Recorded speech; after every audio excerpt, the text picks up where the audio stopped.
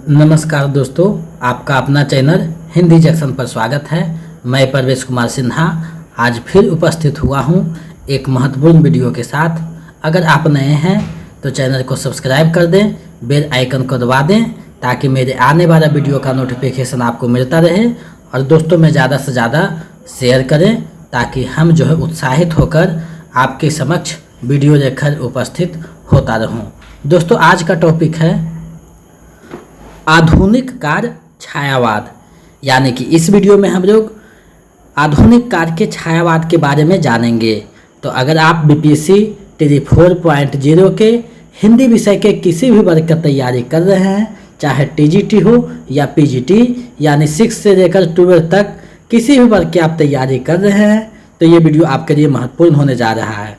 साथ ही साथ हिंदी से संबंधित कोई भी कंपटीशन का अगर आप तैयारी कर रहे हैं, चाहे नेट हो या फिर पीजीटी हो या कोई स्टेट का पीजीटी हो या केवीएस हो, ईएमआरएस हो, यानी कोई भी हिंदी से संबंधित अगर आप तैयारी कर रहे हैं तो ये वीडियो आपके लिए महत्वपूर्ण होने जा रहा है। तो आप लोग जो है वीडियो के अंत तक बने रहिएगा और इससे संबंधित जो एमसीक्यू रहेगा उसका जवाब दीजिएगा। ये 18वां लेक्चर है, 17 हो चुका है, जिसका अगर आप वीडियो नहीं देखे हैं तो प्ले लिस्ट बना हुआ है, वहाँ जाकर देख सकते हैं। अगर आप बीपीएससी 4.0 का नोट्स और प्रैक्टिस सेट पाना चाहते हैं तो हमारे नंबर 72 61 81 5307 पे 249 रुपया पेमेंट करके आप जो है उसका स्क्रीनशॉट इसी नंबर पे व्हाट्सएप कर दीजिए, तो हम इधर से आपको जो है पीडीएफ उपलब्ध करवा देंगे। मेरा अगर पीडीएफ और नोट्स रखते हैं तो आपको हिंदी के लिए जो 80 नंबर का एग्ज़ाम होता है उसके लिए अलग से कोई भी पुस्तक लेने की आवश्यकता नहीं है। तो आप मेरे चैनल से जुड़ करके अपनी तैयारी को बेहतर कर सकते हैं। मेरे चैनल पर सारी सुविधाएं हैं, फेसबुक पे भी, इंस्टाग्राम, सारे जगह आपको उपलब्ध है।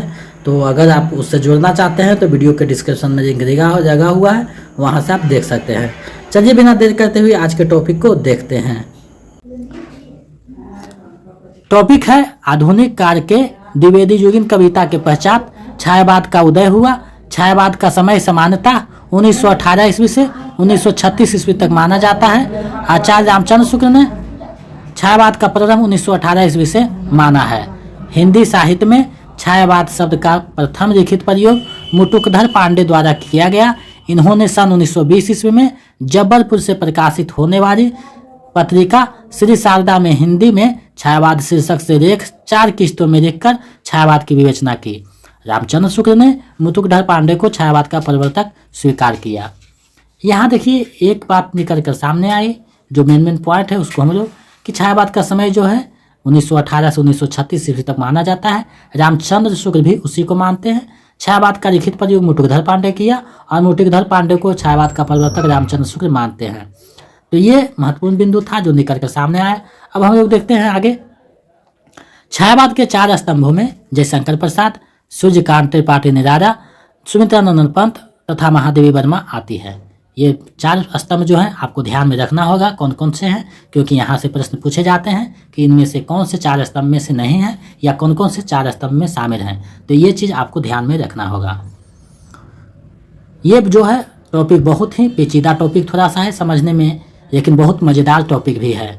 इसको आप लोग अच्छे से समझिएगा तो बहुत मज़ा भी आएगा, और नहीं समझिएगा तो थोड़ा सा दिक्कत भी होगा। तो आप लोग ध्यान लगाकर इसको देखें, क्योंकि यहाँ से प्रत्येक जो एग्ज़ाम होगा, हिंदी का कोई भी एग्ज़ाम हो, यहाँ से एक प्रश्न जरूर पूछे जाते हैं और अधिक से अधिक 2-3 प्रश्न पूछ लिए जाते हैं। तो आप लोग इसको अच्छे से देखिए। अब जो है हम लोग छायावाद के संबंध में विभिन्न विद्वानों के जो मत हैं उसके बारे में जानेंगे। तो सबसे पहले रामचंद्र शुक्ल का मत देखते हैं। उन्होंने लिखा है छायावाद का शब्द का प्रयोग 2 अर्थों में समझना चाहिए। एक तो रहस्यवाद के अर्थ में, जहाँ इसका संबंध कथा वस्तु से है, अर्थात जहाँ कवि अनंत और अज्ञात प्रियतम को आलंबन बनाकर अत्यंत चित्रमयी भाषा में प्रेम की अनेक प्रकार से व्यंजना करता है। छायावाद का दूसरा प्रयोग काव्य शैली या पद्धति विशेष के व्यापक अर्थ में है। तो ये रामचंद्र शुक्ल का कथन था, इसको आपको ध्यान में रखना होगा, क्योंकि रामचंद्र शुक्ल का एक एक शब्द परीक्षा की दृष्टि से महत्वपूर्ण है। अब हम लोग आगे बढ़ते हैं। जयशंकर प्रसाद का देखते हैं विचार क्या है। वे लिखते हैं कि जब वेदना के आधार पर स्वानुभूतिमयी अभिव्यक्ति होने लगी तथा हिंदी में उसे छायावाद के नाम से अभिहित किया गया, ध्वन्यात्मकता, रचनिकता, सौंदर्यमय प्रतीक विधान तथा उपचार वक्रता के साथ स्वानुभूति की विविधता छायावाद की विशेषताएं हैं। ये कथन जो है जयशंकर प्रसाद का है। आगे हम लोग देखते हैं रामकुमार वर्मा जो है वे लिखते हैं, परमात्मा की छाया आत्मा में, आत्मा की छाया परमात्मा में जब पड़ने लगती है तभी छायावाद की सृष्टि होती है। ये कथन रामकुमार वर्मा का है। महादेवी वर्मा लिखती है, छायावाद तत्वतः प्रकृति के बीच जीव का उद्गीत है, उसका मूल दर्शन सार्वत्मवाद है। तो ये कथनों को हम लोग अच्छी तरीका से देखेंगे, क्योंकि कथन जो है एग्जाम में पूछ लिए जाते हैं तो आपको अच्छे से देखनी होगी। आगे जो नंदुलाल वाजपेयी का कथन है उसको देखते हैं। ये लिखते हैं, मानव अथवा प्रकृति के सूक्ष्म किंतु व्यक्त सौंदर्य में आध्यात्मिक छाया का भान मेरे विचार में छायावाद की सर्वमान्य व्याख्या हो सकती है। हजारी प्रसाद द्विवेदी लिखते हैं, छायावाद के मूल में पाश्चात्य रहस्यवादी भावना अवश्य थी। इस श्रेणी की मूल प्रेरणा अंग्रेजी की रोमांटिक भावधारा की कविता से प्राप्त हुई थी और इसमें संदेह नहीं कि उक्त भावधारा की पृष्ठभूमि में ईसाइयों संतों की रहस्यवादी साधना अवश्य थी। नामवर सिंह लिखते हैं, छायावाद उस राष्ट्रीय जागरण की अभिव्यक्ति है जो एक ओर पुराने रूढ़ियों से मुक्ति चाहता था और दूसरी ओर विदेशी पराधीनता से। तो ये जो है कथन आपको ध्यान में रखना होगा। कथन बहुत महत्वपूर्ण है, परीक्षा में पूछे जाते हैं। डॉक्टर नगेंद्र लिखते हैं, छायावाद स्थूल के प्रति सूक्ष्म का विद्रोह है। वह एक विशेष प्रकार की भाव पद्धति है और जीवन के प्रति विशेष प्रकार का भावात्मक दृष्टिकोण है। ये प्रश्न जो है स्टेट में भी पूछा गया था। आगे रामविलास शर्मा लिखते हैं, छायावाद स्थूल के प्रति सूक्ष्म का विद्रोह नहीं रहा है, वरन थोथी नैतिकता, रूढ़िवाद और सामंती साम्राज्यवादी बंधनों के प्रति विद्रोह रहा है, परंतु यह विद्रोह मध्य वर्ग के तत्वाधान से हुआ था। इसीलिए उसके साथ मध्यवर्गीय असंगति, पराजय और पलायन की भावना भी जुड़ी हुई है। ये जो रामविलास शर्मा का कथन है। अब हम लोग रामस्वरूप चतुर्वेदी का कथन देखते हैं।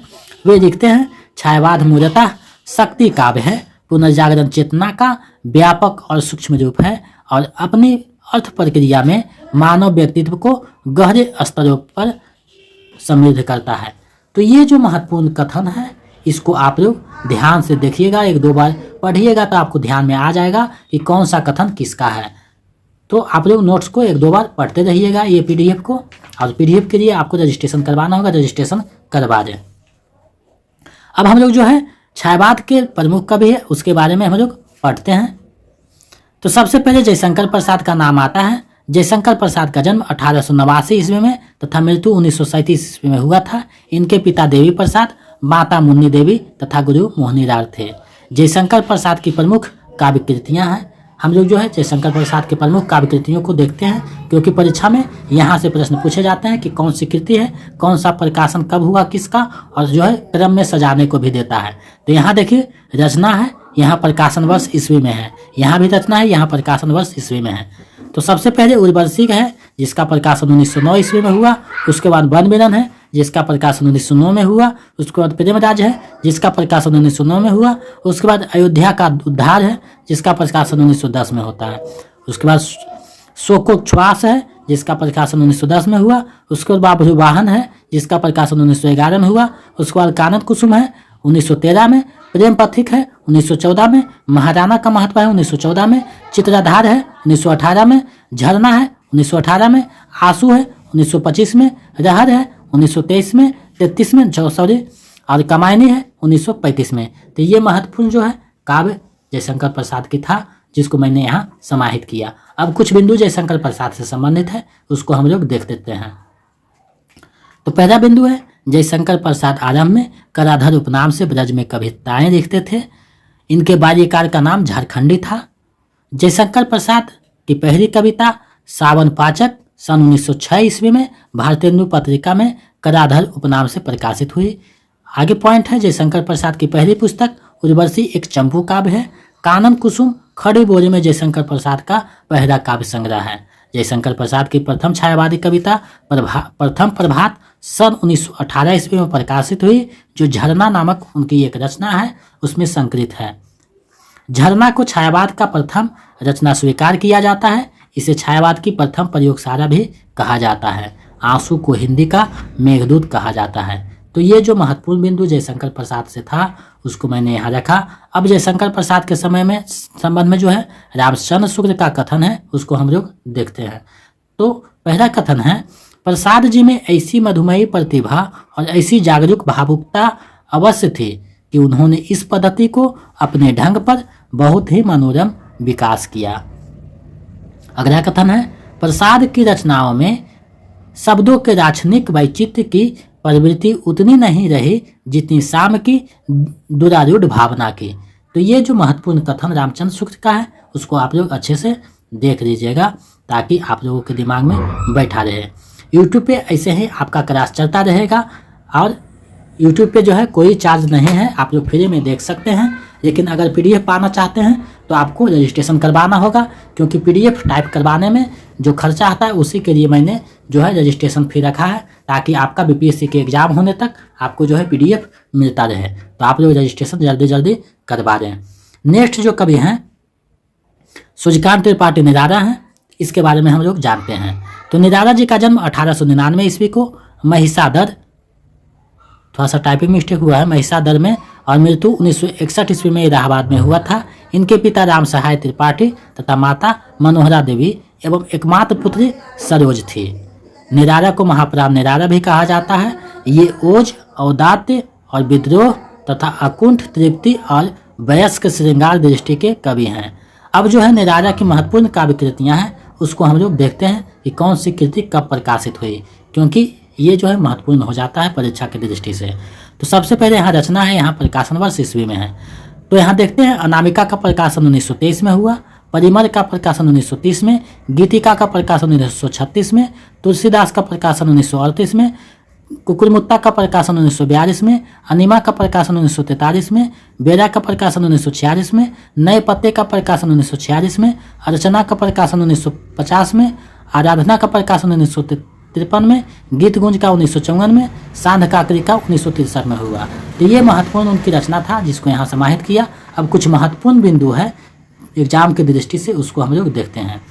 तो निराला की प्रथम कविता जूही की करी 1916 ईस्वी में प्रकाशित हुआ। इनकी कविता सरोज स्मृति जो है 1936 ईस्वी को हिंदी का सर्वश्रेष्ठ तथा प्रथम शोकगीत माना जाता है, जो 1936 में प्रकाशित हुई। कहीं कहीं जो है सरोज स्मृति का प्रकाशन 1935 है। तो विकल्प में जो रहेगा उसके अनुसार आप टिक कीजिएगा। 35-36 दोनों एक साथ नहीं रहेंगे। अगर 36 विकल्प में नहीं रहेंगे तो 35 टिक करना है, अब 35 विकल्प नहीं तो 36 टिक करना है, क्योंकि इसका दुविधा दूर नहीं हो पाया है। इनकी कविता राम की शक्ति पूजा 1936 ईस्वी पर जो है बंगरा के कृतिवास रामायण का प्रभाव है, आप लोग देख रहे हैं। अब जो है रामचंद्र शुक्ल का कथन है उसको हम लोग देखते हैं कि जैसे जो है निराला के संबंध में इसका क्या कथन है। तो लिखते हैं कि संगीत के अंग्रेजी ढंग की नकल पहले बंगाल में शुरू हुई। इस नए ढंग की ओर निराला जी सबसे अधिक आकर्षित हुए और अपने गीतों में उन्होंने उसका पूरा जौहर दिखाया। आगे कथन है, निराला जी की शैली कुछ अलग रही, उसमें राक्षनिक वैचित्र्य का उतना आग्रह नहीं पाया जाता जितना पदावली की तड़क भड़क और पूरे वाक्य के वैरक्षण्य का। आगे देखते हैं, अज्ञात प्रिय की ओर इशारा करने के लिए इन्होंने जगत के अनेक प्रस्तुत रूपों और व्यापारों को भी अपनी सरल भावनाओं के रंग में देखा है। ये कथन रामचंद्र शुक्ल का है, इसलिए इसको 2-4 बार आपको देखनी होगी। अगला कथन है, जिस प्रकार निराला जी को छंद के बंधन अरुचिकर है उसी प्रकार सामाजिक बंधन भी बहु वस्तु स्पर्शनीय प्रतिभा निराला जी में है। ये कथन जो है रामचंद्र शुक्ल का है, इसको 1-2 बार आप लोग देख लीजिएगा ताकि दिमाग में आ जाए। अब जो नेक्स्ट कवि हैं सुमित्रानंद पंत हैं। तो पंत जी का जन्म 1900 ईस्वी को अल्मोड़ा तथा मृत्यु 1977 ईस्वी को इलाहाबाद में हुआ। इन्हें प्रकृति का सुकुमार कवि कहा जाता है। पंत जी को संवेदना इंद्रिय बोध का कवि कहा जाता है। ये अरविंद दर्शन से प्रभावित थे। इनके द्वारा लिखी गई प्रमुख कृतियां हैं। अब हम लोग जो है सुमित्रानंद पंत की जो प्रमुख कृतियां उसको हम लोग देखते हैं। तो यहाँ देख रहे हैं रचना है, यहाँ प्रकाशन वर्ष ईस्वी में है।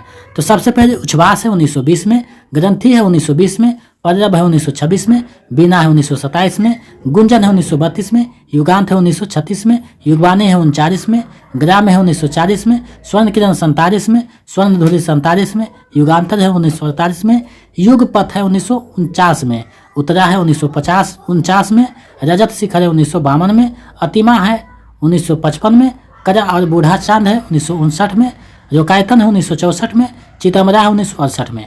तो ये जो है उनकी प्रमुख कृतियाँ हैं जो प्रकाशन की दृष्टि से सजाने के लिए भी दे देता है। तो आप लोग 2-4 बार इसको देखिए ताकि दिमाग में नोट्स हो जाए। आगे जो है सुमित्रानंद पंत का प्रथम छायावाद रचना उच्छ्वास एवं अंतिम छायावाद रचना गुंजन को माना जाता है।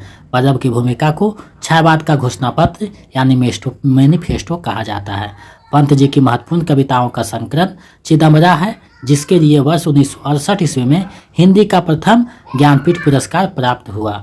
यानी जो है सुमित्रानंद पंत को हिंदी का जो है प्रथम ज्ञानपीठ पुरस्कार दिया गया चिदम्बरा के लिए 1968 में।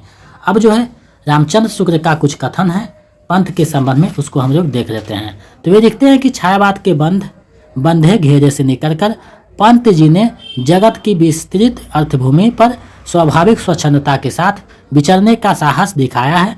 पंत जी को छायावाद और रहस्यवाद से निकलकर स्वाभाविक स्वच्छंदता की ओर बढ़ते हमें अवश्य संतोष होता है। आगे वो लिखते हैं कि कलावाद के प्रभाव से जिस सौंदर्यवाद का चलन यूरोप के कवि क्षेत्र के भीतर हुआ, उसका पंत जी पर पूरा प्रभाव रहा है। उन्होंने स्पष्ट रूप से कई स्थानों पर सौंदर्य जीवन को अपने जीवन की साधना कहा है। तो ये महत्वपूर्ण के कथन जो है पंत के संबंध में रामचंद्र शुक्ल का था, जिसको आप लोग अच्छे से देख लीजिएगा, एग्जाम की दृष्टि से महत्वपूर्ण है। हम लोगों को जो है एग्जाम की दृष्टि से पढ़ना है, हम लोग को बुद्धिमत्ता का परिचय देकर एग्जाम को करेक्ट करना है, ना कि विद्वान होकर बेरोजगार घूमना है। तो आप लोग इसको अच्छे से बुद्धिमत्ता से आंसर कीजिएगा। आगे जो है महादेवी वर्मा आते हैं। तो इनका जन्म 1907 ईस्वी को फर्रुखाबाद में तथा मृत्यु 1987 ईस्वी इलाहाबाद में हुआ था। इनके पिता गोविंद प्रसाद थे। महादेवी वर्मा को आधुनिक युग की मीरा तथा हिंदी के विशाल मंदिर की बीना पानी कहा जाता है। यहाँ एक जो पॉइंट है सामने निकल कर आया है कि आधुनिक युग की मीरा जो है महादेवी वर्मा को कहा जाता है। ये एग्जाम में कई बार पूछा जा चुका है, ध्यान में रखिएगा। महादेवी वर्मा की जो प्रमुख रचना है उसको हम लोग देखते हैं। तो यहाँ देखिए काव्य है, यहाँ प्रकाशन वर्ष है। तो सबसे पहले निहार का प्रकाशन होता है 1930 में, रश्मि का प्रकाशन होता है 1932 में, नीरजा का प्रकाशन होता है 1935 में, सांध्य का 1936 में, यामा का 1940 में, दीपशिखा का 42 में, सप्तपर्णा का 1960 में, प्रथम आयाम का 1984 में, उसके बाद अग्निरेखा का प्रकाशन होता है। तो ये महत्वपूर्ण काव्य था महादेवी वर्मा का। आगे कथन जो है महादेवी वर्मा का उसके बारे में देखते हैं कि महादेवी वर्मा कृत यामा में उनके निहार, रश्मि, नीरजा और सांध्य गीत के महत्वपूर्ण गीतों का संकलन किया गया है। यामा के लिए वर्मा जी को वर्ष 1982 में भारतीय ज्ञानपीठ पुरस्कार प्राप्त हुआ। अब देखिए यहाँ से एक प्रश्न बन सकता है कि यामा में कौन कौन से काव्यों के कविताओं का संकलन किया गया है। तो यहाँ निहार, रश्मि, नीरजा, सांध्य गीत, ये 4 जो है रचनाओं का कविताओं के जो महत्वपूर्ण पर कविता है उसके संग्रह कर यामा पुस्तक का निर्माण किया गया है। तो ये महत्वपूर्ण है एग्जाम की दृष्टि से, इसको आप लोग अच्छे से देखिएगा। आगे जो रामचंद्र शुक्ल का कथन है महादेवी वर्मा के, उसको हम लोग देखते हैं। गीत लिखने में जैसी सफलता महादेवी जी को हुई वैसी और किसी को नहीं।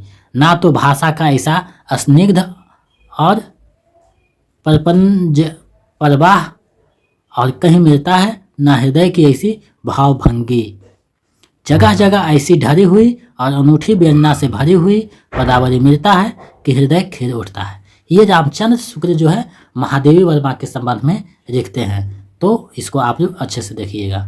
अब जो है छायावाद के जो अन्य कवि हैं, यानी छायावाद में तो सिर्फ 4 कवि नहीं हुए, कुछ अन्य कवि भी हुए जो छायावाद के तर्ज पे रचना किए हैं। तो उसको हम लोग देखते हैं कि कौन कौन से कवि हुए, कौन सी रचना है। तो यहाँ देखिए छायावाद के कवि, उनकी रचनाएं दिया हुआ है। यहाँ कवि तथा जीवन काल है, क्योंकि जन्म के अनुसार जो है सजाने के लिए दे देता है। तो आप लोग जो का जन्म को ध्यान में रखिएगा और रचना को। तो सबसे पहले उदय शंकर भट्ट आते हैं, जिनका जन्म 1898 ईस्वी में हुआ। इनकी रचना तत्सिदा रा का मानसी विसर्जन युगदीप है। उसके बाद मोहनलाल महतो वियोगी आते हैं, जिनका जन्म 1899 में हुआ। इनका रचना है निर्माल्या एक तारा कल्पना। उसके बाद रश्मित नारायण मिश्र आते हैं, जिनका जन्म 1903 में हुआ था। इनकी रचना अंतर जगत। राम कुमार वर्मा आते हैं, जिनका जन्म 1905 में हुआ। इनकी रचना है रूपराशि, निशिथ, चित्ररेखा, आकाश गंगा। उसके बाद जनार्दन प्रसाद द्विज आते हैं, जिनका जन्म 1904 में हुआ। इनकी रचना अनुभूति और अंतर्ध्वनि। आगे कुछ और है, उसको हम लोग देख लेते हैं। केदारनाथ मिश्र प्रभात आते हैं, जिनका रचना है चिरस्पर्श, सेतुबंध, ऋतंभरा, कलेजे के टुकड़े, ज्वारा। इनका जन्म 1907 में हुआ था। आरसी प्रसाद सिंह आते हैं, जिनका जन्म 1911 में हुआ। इनकी रचना है कारापी, संचयिता, जीवन और यौवन, नई दिशा, पांचजन्य, प्रेम गीत। आरसी प्रसाद सिंह जो है 1911 में जन्म हुआ था। उसके बाद गोपाल सिंह नेपाली आते हैं, जिनका जन्म 1913 में हुआ। इनकी रचना है पंछी, रागनी, उमंग, रिमझिम, पंचमी। तो ये जो है महत्वपूर्ण रचनाकारों की रचना था, जो छायावाद के कवि हैं। अन्य कवि प्रभाकर माचवे जो है माखनलाल चतुर्वेदी को छायावाद के प्रवर्तक मानते हैं। ये महत्वपूर्ण बिंदु था। अब हम लोग जब छायावाद में आगे बढ़ते हैं तो देखते हैं कि छायावाद में सिर्फ छायावादी रचना नहीं हुई, कुछ राष्ट्रीय सांस्कृतिक धारा के काव्य भी रचे गए हैं। तो छायावाद में सिर्फ छायावादी रचना नहीं हुआ, बल्कि राष्ट्रीय सांस्कृतिक धारा के कवि भी हुए, जिन्होंने अपनी कविता से देश में राष्ट्रीय भावना का संचार किया। राष्ट्रीय सांस्कृतिक धारा के कवि और उनकी रचनाएं हैं। अब हम लोग जो है छायावाद में जो राष्ट्रीय संस्कृति धारा के कवि हैं, उनकी कौन कौन सी रचना है, उसको हम लोग बारी बारी से देखते हैं। आपका जो तैयारी है वो टीजीटी से लेकर नेट लेवल पर की जा रही है। तो आप लोग पीजीटी या फिर टीजीटी की कोई चीज़ का तैयारी कर रहे हैं, सभी दृष्टि से ये महत्वपूर्ण है, क्योंकि टीजीटी में थोड़ा सा स्तर कम रहता है और पीजीटी में थोड़ा सा ऊपर रहता है। तो मैंने पीजीटी को ध्यान में रखकर ही यहाँ जो है नोट्स बनाया है। ये पूर्णतः पीजीटी पे आधारित है और पीजीटी जो पढ़ेगा उसका टीजीटी आराम से हो जाएगा, क्योंकि दोनों का सिलेबस एक ही जैसा है। तो हम लोग साथ साथ करेंगे दोनों को। तो यहाँ देखिए कवि है तथा जीवनकार, यहाँ उनकी काव्य है। तो सबसे पहले माखनलाल चतुर्वेदी आते हैं, जिनका जन्म 1889 में हुआ। इनकी रचना हिम किरीटनी है 1941 में, हिमतरंगिणी है 1948 में, माता है 1951 में, समर्पण है 1956 में, युग चरण है 1956 में। उसके बाद सिया राम शरण गुप्त आते हैं, जिनका जन्म 1895 में हुआ। इनकी रचना है मौर्य विजय 1914 में, अनाथ है 1917 में, विषाद है 1925 में, बापू है 1941 में। उसके बाद बालकृष्ण शर्मा नवीन आते हैं, जिनका जन्म 1897 में हुआ। इनका रचना है कुमकुम 1939 में, अपरक 1951 में, रश्मि रेखा 1951 में, हम विस्पाई जन्म के 1964 में। उसके बाद जब आगे बढ़ते हैं तो सुभद्रा कुमारी चौहान का आता है, जिनका जन्म 1905 में हुआ। इनकी रचना है मुकुल 1930 में, चित्तिरधारा, नक्षत्र। कुछ और कवि हैं जिनको हम लोग देख लेते हैं। सोहनलाल द्विवेदी हैं, जिनका जन्म 1906 में हुआ। इनकी रचना है भैरवी 1942 में, युगधारा 1944 में, सेवाग्राम 1946 में, बांसुरी 1949 में। उसके बाद जगन्नाथ प्रसाद मिरिंद हैं, जिनका जन्म 1907 में हुआ। इनकी रचना है जीवन संगीत 1940 में, नवयुवक के गान 1940 में, भूमि की अनुभूति। तो आपको सिर्फ लेखक का नाम ज़्यादा याद करना है और कब जन्म हुआ है। रचनाओं को सिर्फ 1-2 बार देख लेना है, क्योंकि रचना बहुत कम पूछे जाएंगे इन सभी का। तो आप लोग जो है नाम और जन्म ध्यान में रखिएगा कि कौन कार के जो कवि हैं, कौन सी रचना है। थोड़ा सा प्रकाशन वर्ष इन सभी का नहीं पूछा जाएगा, जो महत्वपूर्ण है छायावाद के 4 स्तंभ उनका पूछा जाएगा। आगे जो है श्याम नारायण पांडे आते हैं, जिनका जन्म 1907 में हुआ। इनकी रचना हल्दी घाटी है 1941 में, जौहर है 1945 में। इसके बाद रामधारी सिंह दिनकर के भी रचना जो है राष्ट्रवादी संस्कृति में आते हैं, क्योंकि ये जो है छायावाद और प्रगतिवाद के बीच है। तो इनको भी यहाँ मैंने सम्मिलित किया है। इनकी रचना रेणुका का प्रकाशन 1935 में हुआ, ओंकार का 1938 में, रसबंदी का 40 में, कुरुक्षेत्र का 1946 में, रश्मि रथी का 52 में, उर्वशी का 1961 में, परशुराम की प्रतीक्षा 1963 में। तो ये महत्वपूर्ण राष्ट्रीय संस्कृति के जो है कवि थे। उनसे संबंधित जो कुछ बिंदु है उसको हम लोग देख लेते हैं। रामधारी सिंह दिनकर को उर्वशी के लिए 1972 ईस्वी में भारतीय ज्ञानपीठ पुरस्कार प्रदान किया गया। ये जो है पिछले बार प्रदर्शन जो है टीजीटी में पूछा जा चुका है कि रामधारी सिंह दिनकर को किस पुस्तक के लिए ज्ञानपीठ पुरस्कार दिया गया। पुष्प की अभिलाषा माखनलाल चतुर्वेदी की बहुत ही प्रसिद्ध कविता है। झांसी की रानी सुभद्रा कुमारी चौहान की प्रसिद्ध कविता है।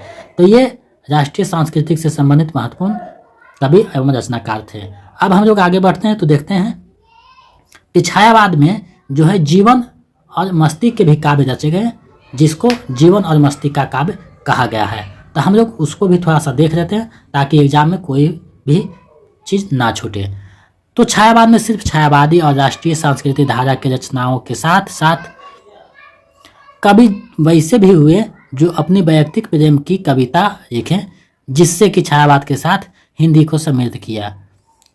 इन्हें जीवन और मस्ती का कवि कहा गया। यानी कि ये जो है जीवन और मस्ती के कवि, ये जो है वैयक्तिक जो है प्रेम को कविता के माध्यम से जोड़कर जीवन और मस्ती के गान भी लिखे हैं। उसी को हम लोग देखते हैं। यहाँ देख रहे हैं जीवन और मस्ती के कवि एवं उनकी रचनाएं हैं। यहाँ कवि तथा जीवनकार हैं, यहाँ उनकी काव्य है। तो सबसे पहले भगवती चरण वर्मा आते हैं, जिनका जन्म 1903 में हुआ। इनकी रचना मधुकर 1932 में, प्रेम संगीत 1937 में, मानव 1940 में।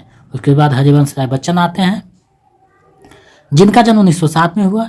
इनकी जो है मधुसारा 1935 में, मधुबारा 1936 में, मधुकरस 1937 में, निशा निमंत्रण 1938 में, एकांत संगीत 1940 में, हराहर 1946 में हुआ। उसके बाद नरेंद्र शर्मा आते हैं, जिनका जन्म 1913 में हुआ। इनकी रचना है प्रभात फेरी 1938 में, प्रवासी के गीत 1938 में, मिट्टी के फूल 1942 में, हंसमाला 1946 में। आगे जब हम लोग बढ़ते हैं तो देखते हैं रामेश्वर शुक्ल अंचल आते हैं, जिनका जन्म 1915 में हुआ। इनकी रचना मधुरिका है 1938 में, अपराजिता है 1939 में, किरण बेरा है 1941 में। उसके बाद जानकी बल्लभ शास्त्री आते हैं, जिनका जन्म 1916 में हुआ। इनकी रचना रूप अरूप 1940 में, तीर तरंग है 1944 में, सिपरा है 1945 में, मेघगीत 1950 में, अवंतिका है 1953 में। मेघगीत जो 1950 में रचा गया है उसको हम लोग स्टेट में पढ़े थे, तो आपको ध्यान में आ गया होगा कि कौन सी कविता वहाँ पढ़े थे। अब हम लोग जो इससे संबंधित कुछ महत्वपूर्ण बिंदु है उसको देखते हैं। तो रामेश्वर शुक्ल अंचल को हिंदी साहित्य में मानसरवाद का प्रवर्तक माना जाता है। हरिवंश राय बच्चन ने हारावाद नाम से एक नवीन वाद का प्रवर्तन किया। इन्हें हिंदी का बायरन कहा जाता है।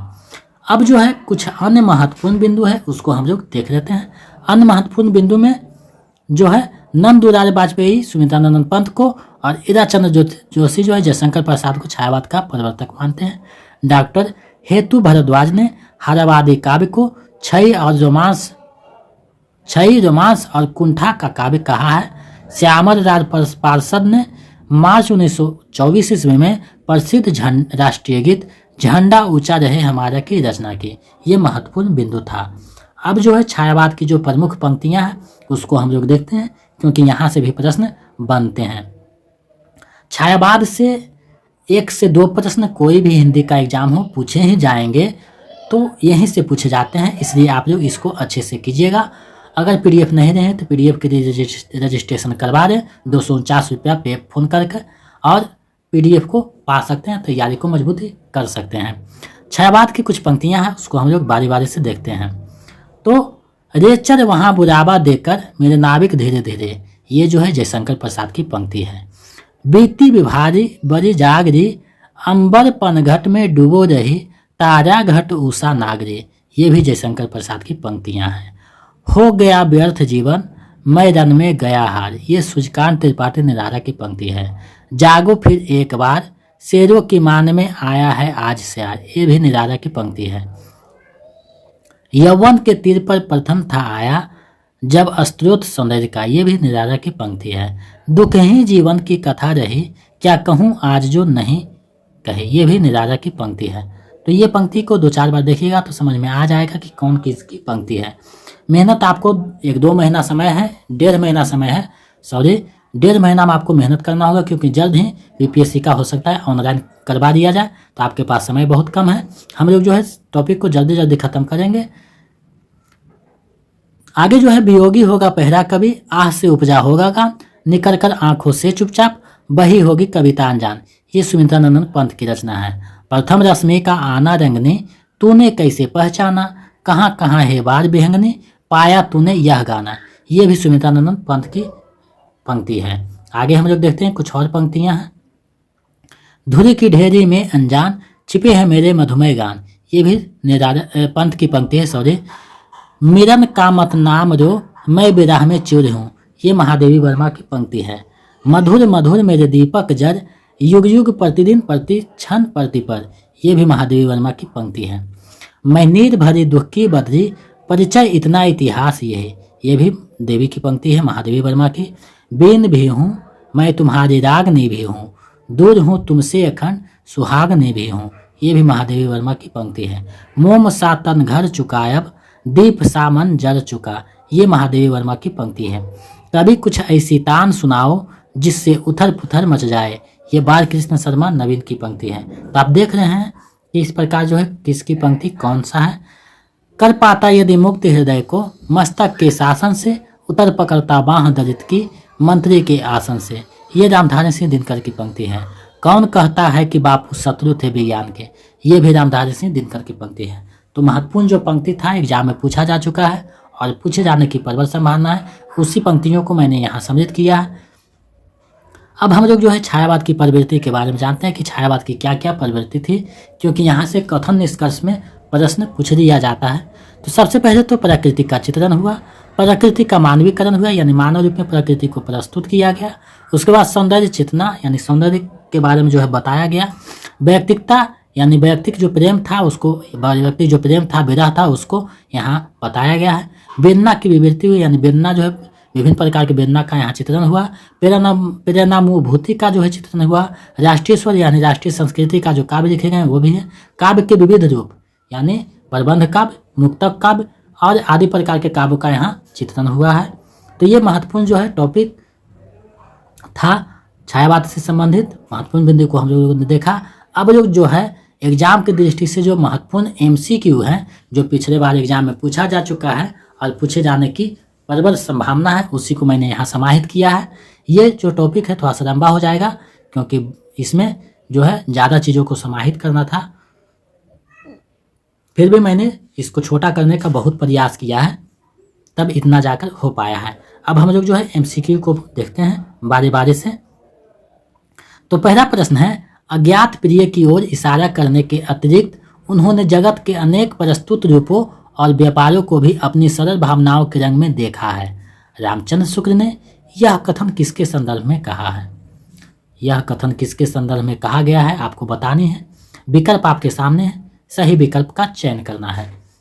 BPSC के पिछले बार जो एग्जाम हुआ था उसी के तर्ज पे विकल्प बनाया गया है। हम लोग अभी से उसी तरह से प्रैक्टिस करेंगे और नोटिफिकेशन में जैसा बताया जाएगा उसके अनुसार विकल्पों को हम लोग परिवर्तन कर देंगे। तो इसका जो सही आंसर है विकल्प ख हो जाएगा। सूर्यकांत त्रिपाठी निराला की ये बारे में कहा गया है। चलिए नेक्स्ट प्रश्न देखते हैं।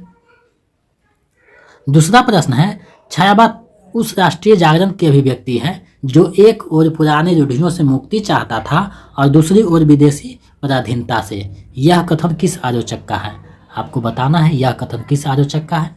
ऊपर में हम लोग इसको पढ़े भी हैं, आप लोग सही जवाब दे पा रहे हैं। इसका जो सही आंसर है नामवर सिंह का हो जाएगा, विकल्प का सही। चलिए नेक्स्ट प्रश्न देखते हैं। तीसरा प्रश्न है, फिर परियों के बच्चों से हम सुभग सिप के पंख पसार समुद्र तैरते सूची ज्योत्सना में पकड़ इंद्र के कर सुकुमार।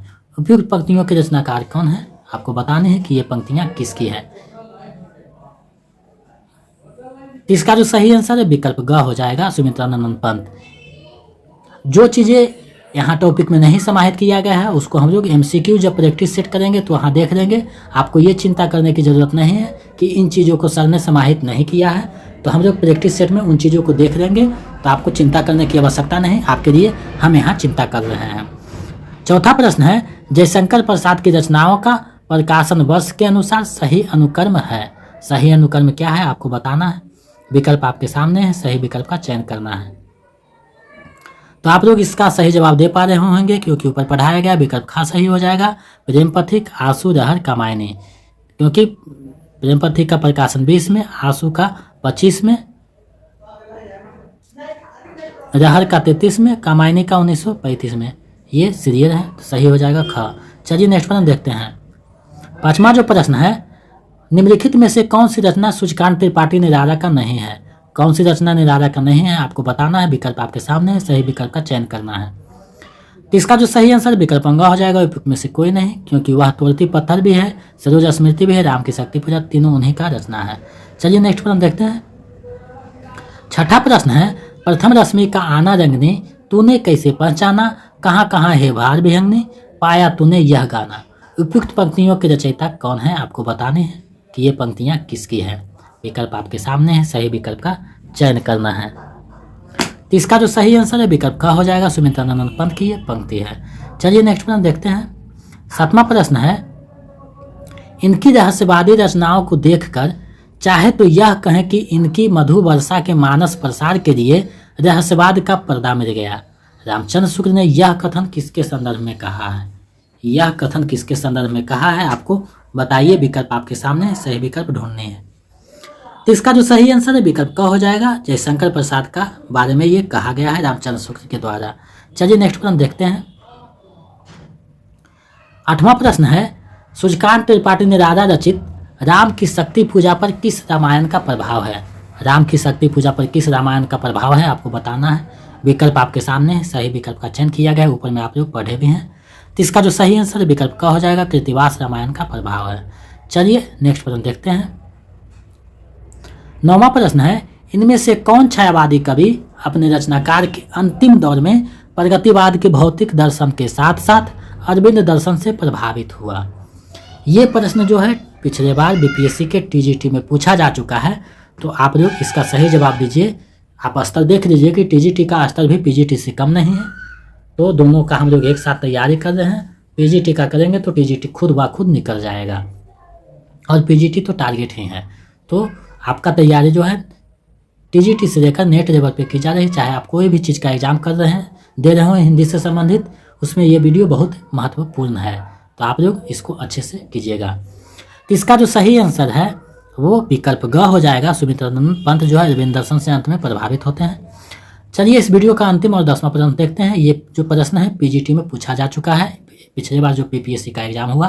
पंत जी ने समाजवाद के प्रति भी रुचि दिखाई है और गांधीवाद के प्रति भी। ऐसा प्रतीत होता है कि लोक व्यवस्था के रूप में तो समाजवाद की बातें उन्हें पसंद है, और व्यक्तिगत, थोड़ा सा टाइपिंग में मिस्टेक हुआ है, व्यक्तिगत साधना के लिए गांधीवाद की बातें। पंत के संबंध में यह कथन किस आलोचक का है? आपको बताना है कि यह कथन किस आलोचक का है। ये प्रश्न जो है पिछले बार जो पीजीटी का एग्जाम हुआ है, बिहार बीपीएससी पीजीटी का, उसमें पूछा जा चुका है। वहीं से मैंने प्रश्न को संकलित किया है, तो आप लोग इसका सही जवाब दे पा रहे हैं। विकल्प खा सही होगा, रामचंद्र शुक्ल का ये कथन है। तो ये आज का महत्वपूर्ण टॉपिक और एमसीक्यू का था, जो आपकी तैयारी को गति प्रदान करेगा। मुझे पूरा विश्वास है कि ये आपके तैयारी में महत्वपूर्ण भूमिका निभाएगा। तो आप लोग इसको अच्छे से देखिएगा। हमारे टेलीग्राम चैनल पे नहीं जुड़े हैं तो जुड़ जाइए, वहाँ भी कुछ पीडीएफ दिया हुआ है, जिसका लिंक वीडियो के डिस्क्रिप्शन में दिया जा चुका है। और अगर इसका पीडीएफ, इन सब क्लासों का अगर पीडीएफ आप पाना चाहते हैं तो अपना रजिस्ट्रेशन जल्दी से जल्दी करवा दें और पीडीएफ प्राप्त करें। अगर 249 रुपये आपको जो है फ़ोन पे करना है या गूगल पे, कुछ भी कर सकते हैं। मेरा नंबर है 7261815307। इस पे जो है आपको फ़ोन पे करना है या कुछ भी कर सकते हैं, या फिर क्यूआर कोड आपको इस पे व्हाट्सएप कीजिएगा तो क्यूआर कोड प्राप्त होगा। तो क्यूआर कोड जो है मिल जाएगा, वहाँ से भी आप पेमेंट कर सकते हैं। तो आपको जो सुविधा पड़े, पेमेंट 249 कराकर जो है रजिस्ट्रेशन करवा दें, क्योंकि रजिस्ट्रेशन करवाइएगा तो आपको पीडीएफ मिलता रहेगा, आपकी तैयारी अच्छी ढंग से हो पाएगा। साथ में आपको इसका पीडीएफ और जो क्लास दे रहे हैं सभी का पीडीएफ दिया जाएगा, और फिर साथ में प्रैक्टिस सेट भी का भी पीडीएफ दिया जाएगा। तो आप लोग को जो है जब तक एग्ज़ाम नहीं होता है तब तक आपको 249 रुपया में ही पीडीएफ मिलता रहेगा। तो आप लोग सभी जल्दी से जल्दी रजिस्ट्रेशन करवा लें, ताकि आपकी तैयारी सही ढंग से हो सके। और अगर आप पेमेंट कीजिएगा तो साथ में नाम पता भी इसी नंबर पे व्हाट्सएप कर दीजिएगा, ताकि इधर से कन्फर्मेशन मैसेज आराम से पहुंच सके कि आपका रजिस्ट्रेशन सफलतापूर्वक हो गया है। तो आप लोग इस पे पेमेंट करके आप लोग व्हाट्सएप स्क्रीनशॉट जो है ट्रांजेक्शन का भेज दें और नाम पता भी भेज दें, ताकि कन्फर्मेशन करने में आसानी हो, आपको मैसेज प्राप्त होगा। तो आप लोग जल्दी से जल्दी रजिस्ट्रेशन अपना करवा दें, और चैनल पर अगर नए हैं तो चैनल को सब्सक्राइब कर दें, दोस्तों में शेयर करना ना भूलें, और तैयारी में लगे रहें। 2 पुस्तक जो मैंने बताया है उसको आप लोग बाजार से मंगाकर तैयारी में जो है संपूर्णता प्रदान कर सकते हैं। दोनों पुस्तक आपको खरीदनी होगी बाजार से, और नोट्स जो है हम लोग प्रोवाइड करेंगे, तो उसको आप लोग पढ़ते जाइएगा। 249 रुपया जो है टाइपिंग का जो है चार्ज आपसे दिया जा रहा है, क्योंकि टाइपिंग जब करेगा 2-3 महीना जो बच्चा, तो उसको टाइपिंग जो है पैसा देना होगा, उसी का चार्ज दे रहे हैं। और हम जैसे फ्री क्लास दे रहे थे यूट्यूब पे, आपका फ्री क्लास यूट्यूब पे चलता रहेगा। जो रजिस्ट्रेशन नहीं करवाएंगे वो यूट्यूब पे अपना क्लास देखकर तैयारी कर सकते हैं। तो आपके ऊपर निर्भर करता है कि आप किस ढंग से करना चाहते हैं। आप स्वतंत्र हैं, कुछ भी कर सकते हैं।